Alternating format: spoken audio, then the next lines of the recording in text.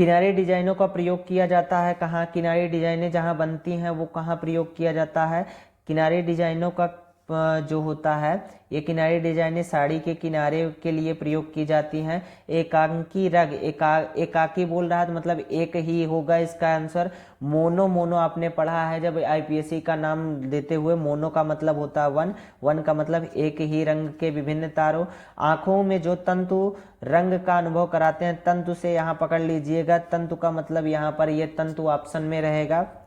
फूल की बाहरी रेखाओं को बनाने के लिए किस नंबर ब्रश का उपयोग करना चाहिए? जब फूल की बाहरी रेखाओं को बनाना है, आउटलाइनिंग करना है, तो लगभग पतला ब्रश होना चाहिए आपका 2 नंबर का ब्रश। आलेखन को ट्रेस करने के लिए कौन सी पेंसिल का उपयोग होता है? तो आलेखन को जब ट्रेस करना है तो कौन सी पेंसिल होनी चाहिए? लगभग 2B की पेंसिल होनी चाहिए, ना तो ज़्यादा डार्क चले ना तो ज़्यादा हल्की, जिससे आपका आलेखन ट्रेस हो सके, तो मतलब 2B। भारत का राष्ट्रीय पुष्प कौन सा है? ये आपको सबको पता ही होगा, कौन सा होगा? कमल। देखिए लाल रंग का विरोधी रंग कौन सा होता है? लाल रंग का जो विरोधी होता है आपको इसी ओस्टवाल्ड चक्र से मिलेगा। तो लाल रंग का विरोधी देखिए, लाल का विरोधी, लाल यहाँ पर, लाल का विरोधी कौन सा होगा? हरा रंग होगा आपका। बैगनी रंग किन रंगों के मिश्रण से बनता है? बैगनी रंग जो होता है लाल और नीला के मिश्रण से बनता है। देखो बैगनी रंग यहाँ मेजेंडा आप इसे बोलते हो या पर्पल भी बोलते हो उसी को। तो लाल और नीला से मिलकर के क्या बनता है? बैगनी रंग बनता है। गुलाबी रंग किन दोनों रंगों से बनता है? तो लाल और सफ़ेद मिलता है तो क्या बनता है? गुलाबी रंग। पीले रंग का विरोधी रंग कौन सा है? देखिए पीला रंग कहाँ पर? यहाँ पर देखो पीला रंग यहाँ पर है, इसका विरोधी कौन होगा? नीला। पीला का विरोधी कौन होगा? नीला। सफेद रंग का विरोधी रंग कौन सा होता है? हमेशा काला होगा। सफेद रंग का विरोधी रंग क्या होगा? काला। कला शब्द कला शब्द किस भाषा का है? संस्कृत भाषा का। कला शब्द किस भाषा का है? तो संस्कृत भाषा का है। चित्रकला में कितने अंग पाए जाते हैं? चित्रकला में लगभग 6 अंग पाए जाते हैं। कितने अंग? 6। आदर्श रंग कितने होते हैं? आदर्श रंग होते हैं आपके 3।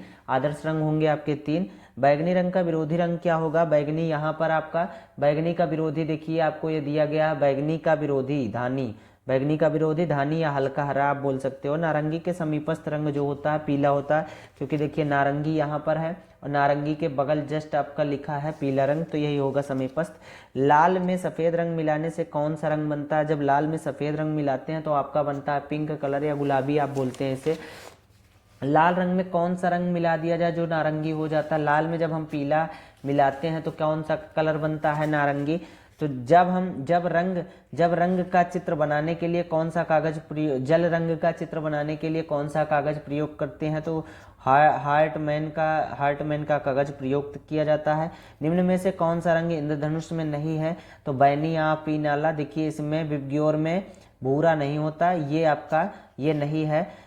भारत में प्रागैतिहासिक चित्र जिराफ का ग्रुप कहाँ पाया जाता है? भीमबेटका। भीमबेटका में पाया जाता है जिराफ का चित्र। जिराफ ग्रुप कहाँ पाया जाता है? प्रागैतिहासिक चित्र जो है जिराफ ग्रुप कहाँ पाया जाएगा? भीमबेटका में। अजंता गुहा मंदिर किस राज्य में स्थित है? तो आप बोलेंगे कहाँ है? महाराष्ट्र में स्थित है। अजंता की गुफा कहाँ स्थित है? महाराष्ट्र में। अब इसमें बात करते हैं अजंता की किस गुहा के मंडप के छत पर सर्वश्रेष्ठ आलेखन बना हुआ है? तो गुहा नंबर कौन सी? गुहा नंबर 19 संख्या पर आपका सबसे सर्वश्रेष्ठ आलेखन जो बना हुआ है अजंता की गुफा में, गुहा नंबर 19 पर बना है। 200 का कुल नारी भित्त चित्र कहाँ अंकित है? बाघ गुफा में। भारतीय चित्रकला में मानव आकृति का आदर्श प्रमाण क्या है? तो 108 अंगुल जो है मानव आदर्श प्रमाण, मतलब मानव आकृति का आदर्श प्रमाण क्या है? 108 अंगुल। उसके बाद बात करते हैं मोनो कलर। जब हमने कहा जब मोनो पूछा जाए या आपसे पूछा जाए एकक पूछा जाए, दोनों में चीज़ों में आपका एक होगा। मोनो का मतलब क्या होता है? एक।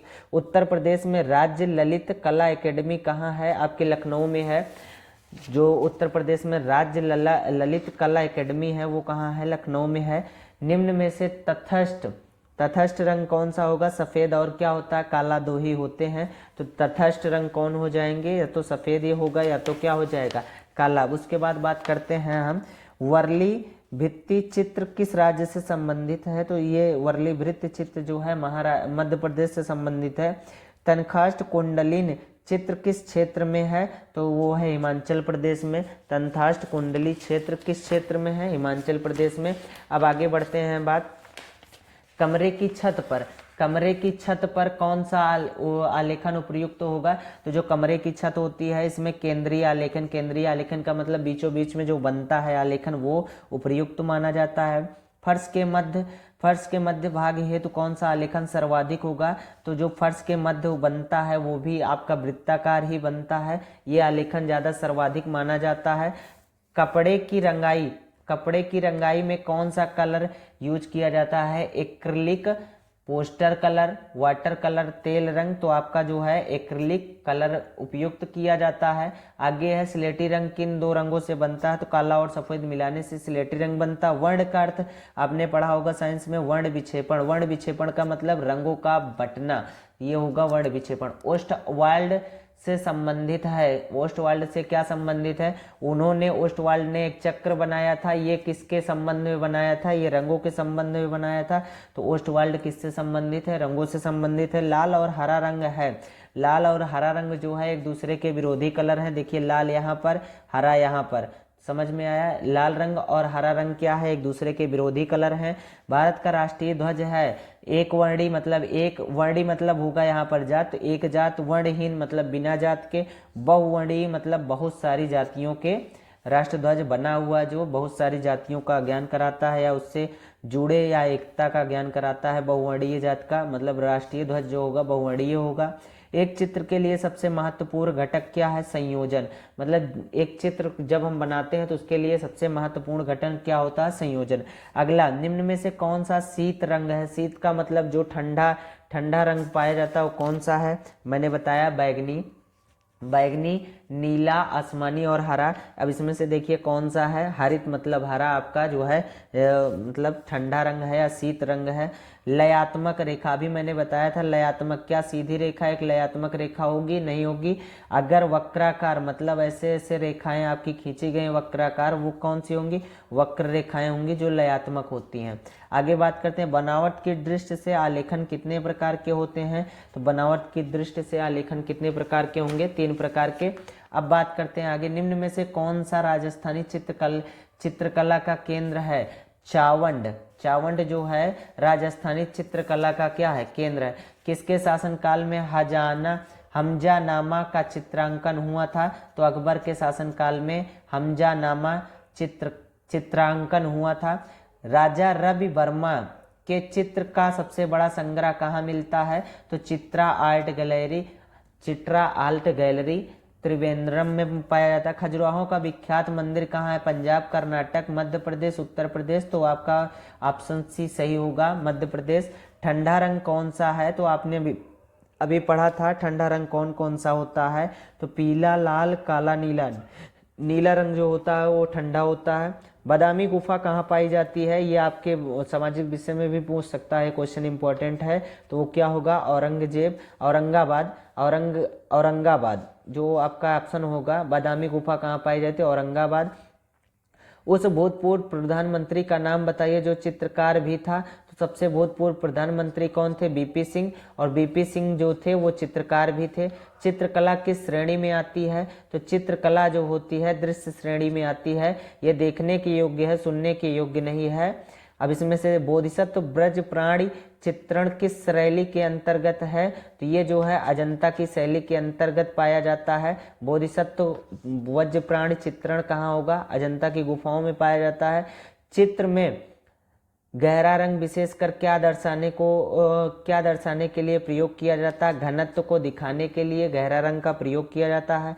हार्टमैन पेपर का प्रयोग किस माध्यम में होता है? आपने इसके पहले भी पढ़ा, जल माध्यम में होता है। तैल चित्रण किस तेल का प्रयोग करते हैं? तैल चित्रण में तारपीन तेल का प्रयोग करते हैं।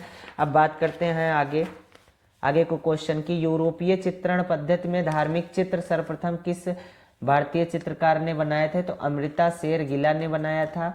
अमृता शेरगिल ने बनाया था। इसमें अमृता शेरगिल नहीं होगा, इसमें होगा अमृता शेरगिल यूरोपीय चित्रण पद्धति का। ये वाला टॉपिक आप क्लियर कर लीजिएगा, या तो अमृता रहेगा या तो राजा रवि वर्मा, शायद राजा रवि वर्मा होंगे। भारतीय महिला चित्रकार हैं अमृता शेरगिल। अमृता शेरगिल भारत की प्रथम महिला चित्रकार हैं। छाया और प्रकाश कि चित्र में क्या भूमिका है, तो छाया और प्रकाश की चित्र में भूमिका जो होती है, चित्र को उभारना होता है। रंग में कौन सा रंग मिलाने पर टिंट का वो निर्माण होता है, वो सफ़ेद रंग मिलाने पर टिंट का निर्माण होता है। निम्न में से कौन सा रंग उदासीन होता है, तो सब काला रंग जो होता है हमेशा उदासीन होता है, ये भी मैंने अभी बताया था। आलेखन का गुण है सौंदर्य होता है, आलेखन का जो गुण होता है वो सौंदर्य होता है। ज्यामितीय आलेखन का निर्माण कहाँ से होता है, ज्यामितीय तत्वों से होता है। सूक्ष्म आलेखन कहलाता है सूक्ष्म आलेखन क्या कहलाता है, अलंकारिक आलेखन, प्राकृतिक आलेखन, ज्यामितिक आलेखन और तीनों का मिश्रण, मतलब इन तीनों का मिश्रण किया जाएगा तो सूक्ष्म आलेखन कहलाता है।